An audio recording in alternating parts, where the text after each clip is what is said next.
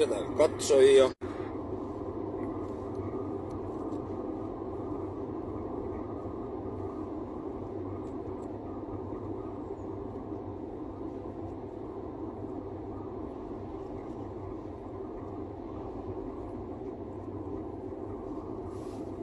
Hei, sinä Harri Lindeman, Tampereen Harri.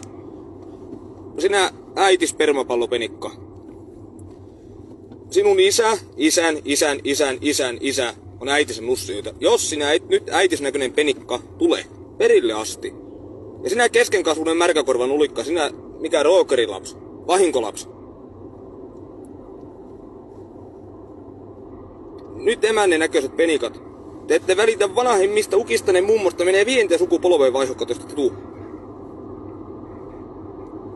Nettitappelijat vaihokkaat. Teitä on käyty etsimässä moneen otteeseen jo.